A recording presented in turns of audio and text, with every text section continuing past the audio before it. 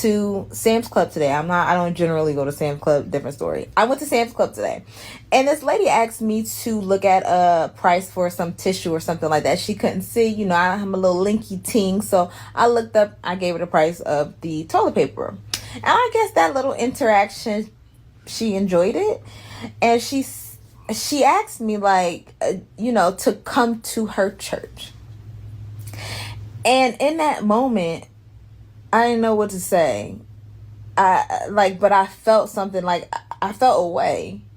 So I asked her like, okay, well, like, what's the name of the church? I'll look it up. She was like, yeah, we have services on Sundays, on Fridays, on Wednesdays, on Saturdays. I'm like, okay, I'll look it up. I think it pains me to know that there are so many people who don't understand how much harm is in the church house. I think it truly bothers me how many people are so unaware, like either willfully ignorant or just ignorant of the impact of how y'all have been perpetuating these Eurocentric interpretations of this theology. And y'all know me as Chaplain of the Culture. Like, y'all know I went to Yale. I got my master's in divinity. Y'all know I'm online deconstructing harmful theology. Y'all know that. But in Sam's Club, I was a civilian. Nobody knows none of that. And I'm not going to like wag my finger at this lady because she doesn't know and she's older. But I did realize something. I realized that you can't just be inviting people to church, not without caveats. What? So wait a minute. Let me just get this straight before we even start to get into this whole deconstructing Christianity, because I find it very ironic that a person can go to Yale, which that doesn't mean anything to a person that's called, but neither here nor there, that a person can go to a school in order to understand Christianity or Jesus, let's just say Jesus, and they get their degree in divinity, and now they're sitting there telling you that it's a problem for somebody to invite you in a church. So it's okay to invite you to dinner. It's okay to invite you to get graduation. It's okay to invite you to the club. It's okay to invite you to another city. It's okay to invite you to breakfast, brunch. It's okay to invite you to a lot of places, but it's problematic to invite you to church without caveats. Y'all don't think that's weird? Honestly, I think that we're getting towards, and I'm not going to say the end of days. I think that that's probably too general. I think that we're dangerously close to crossing a threshold to where there's a point of no return. But it gives me hope to know that there's a lot of people that are actually moving back towards Jesus and Christianity or whatever, regardless of whatever the lifestyle that you've lived. I think that people searching out Jesus and moving in that direction is very, very encouraging, because at one point I was like, man, what is going on with life? And she hasn't actually talked or spoken enough for me to actually break down what she's talking about. But I will tell you this, to experience it, because it's a lot of people say that they studied it or Eurocentric and all of this other nonsense, right? To experience something that you can't even explain to people, but you try to, but they've never experienced it themselves. It's almost like, and I like to use this example, let's say that this wall parted right now that I'm looking at right in front of me behind this camera, and Jesus comes through or God comes through and gives me a word, and it's as clear as day. Now, I know that it's real because I experienced it, right? And it's a lot of people that have experienced some very incredible things, but it's not something that I can prove to you. Does it mean that it didn't happen? Or does it mean that I just can't prove it to you that it happened? Am I supposed to remove my belief in God based off of my experiences, which is one of the reasons why I say God is to be revealed. And that's why you want to show it through your actions and not necessarily worry about what everybody else got going on. And I know it's different people that do different things, and apostles that travel and all that kind of stuff. Different people have different purposes. So that's not what we're talking about. But my point is that how can you discount something based off of what you think that you know, when I'm just amazed. I'm amazed how people try to make it seem like it's something wrong. I'm telling you, Christians are the most persecuted people, especially if you are a straight heterosexual male or a person. They are the ones that are the most rejected, but it's okay. Because if you're persecuted for righteousness' sake, it's okay. It's okay. But I'm just amazed how you get offended when somebody invites you to church. You don't have to say yes. You don't have to say no. You don't have to do anything that you don't want to do. But people are so easily offended. And I'm almost starting to question whether the story is true or not.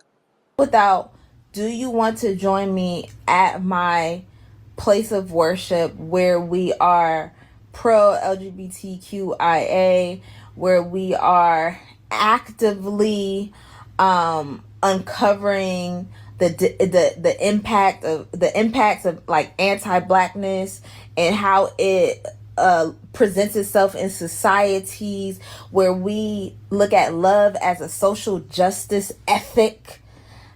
That's what I'm gonna need. I need a church that come with a resume, and even still probably not. If we're going to talk about behaviors within the Black community and their roots, I think that we would be remiss not to talk about Christianity and its impact. I don't think people realize how deeply Christianity shaped Black behavior, especially psychologically and especially in the family structure. Because historically, the Black church wasn't just a church. It was a survival center, a community center, a political center. So naturally, the values that were preached at church were preached at home. But the Christianity that many enslaved Black Americans were introduced to were primarily focused on obedience, suffering, endurance. Slave owners often prompted scriptures about obedience because a psychologically obedient population is easier to control. So through generations, certain behaviors became morally associated with being a good person. So not just spiritually good, but socially good. For example, a lot of Black kids were taught that questioning an adult was disrespectful even if the adult was wrong. Why is that? Because authority became deeply tied to morality. That's why in a lot of Black families, obedience became more important than emotional expression. Silence became associated with respect. Endurance became associated with strength. Logically, this created generations of people who knew how to survive pain without necessarily processing it, which is why vulnerability can feel very uncomfortable in a lot of Black households. Because historically, vulnerability wasn't seen as safe, but religion was. Faith now became the coping mechanism. Now add racism to that. Black families were already under constant pressure from white America, so respectability became extremely important. Naturally, they're always going to associate it with racism or suffering. And the reality is that persecution has nothing to do with either. Now, people using that as a tool or a mechanism to be able to control people does not mean that Christianity or worshiping Jesus itself is bad. And notice how when people are trying to have these deep thoughts, or they're trying to deconstruct what Christianity is, or even criticize it and say that you shouldn't believe, they never speak about the word itself. They speak about how people manipulated the word in order to manipulate other people and get them to do what they wanted to do. The word is the word, regardless of how you feel about it. And just because you feel some type of way or somebody did something wrong, because there's going to be plenty of people that act like they did it in the name of Jesus. And the reality is that they're going to bust hell wide open. And so what I'm trying to tell people and help them to understand is that you need to read the word for yourself. And that's why it says that he gives you pastors and preachers after his own heart. It's not about the history of it with regard to how you're trying to justify why you shouldn't believe. The word is pure, and it is the same thing that it was yesterday as it is today. And the fact of the matter is, to be honest with you, as far as our morals and our values, and this is one of the reasons why we're so liberal today, I'd love to have these type of conversations. These are the type of conversations that get me going. This is the reason why I've studied the word in and out, studied the history of it, and also I've read the Bible back and forth 8 times. And I still study it because the thing that's revealed to me today, the revelations that come along with it, is based off of my journey and where I am at currently right now. But I don't worry about how people feel about the history of what this country has come to be. And I don't even care about how people have used the word to manipulate it going forward. I know exactly what it means. And it is pure and it is true. And just because people manipulated it, don't mean that it's not still valuable. It's just the reality. Christianity reinforced the ideas of discipline, modesty, traditional gender roles. Because for many Black families, being seen as moral or well-behaved was directly tied to survival. This especially affected Black women. Many Black girls were raised to be self-sacrificing, nurturing, resilient. The strong Black woman archetype has religious influence written all over it. Meanwhile, many Black boys were taught leadership and authority, but often not emotional softness because masculinity was linked to dominance and protection. On the other end of things, though, Christianity also empowered Black people. Black church fueled the civil rights movement. It created a community during segregation, gave enslaved people some hope, and honestly inspired activism altogether in a lot of senses. This isn't like blaming Christianity or anything, it's just understanding how it influenced certain behaviors within the community. Oh, so you would rather worship and pray to Jesus rather than praying to your ancestors just as your ancestors did? Absolutely. Absolutely. Hear me when I say this. As a Christian who is also African American, notice Christian came first because my identity is not in my race. My identity is not in my ethnicity. My identity is in the fact that I am a follower and a child of God. I am so tired of people trying to convince me that I should be participating in idolatry of my ancestors because that's what my ancestors did. My ancestors are dead in the grave, but the God that I pray to is alive and his blood still covers me today. If you worship and praise your ancestors, hear me when I say this, the dead cannot hear you, buddy. As an African American, I respect and honor my ancestors. They went through things that I cannot even imagine. And I do not feel as though they deserve to be forgotten, which is why my father told me their stories, and I will pass those same stories down to my children. However, honoring them and worshiping and praying to them are two different things. It is a tactic of the devil to make us feel like by not doing so, you are betraying your heritage. People love to bring up that that's the same God as your ancestors and slavers. However, if you read the Bible, everything about slavery was sinful and evil and goes against the will of God. And me being someone who is able to think freely has decided to not allow the misrepresentation of the God that I serve to stop me from worshiping him in his entirety and fully. So if you are a Christian who has experienced the same, please know that that is a tactic of the devil. Rebuke those who attempt to do so and pray for them that they may come to the full revelation of the true and living God, which is Jesus Christ. Amen. Talk your talk. Let me know what y'all think of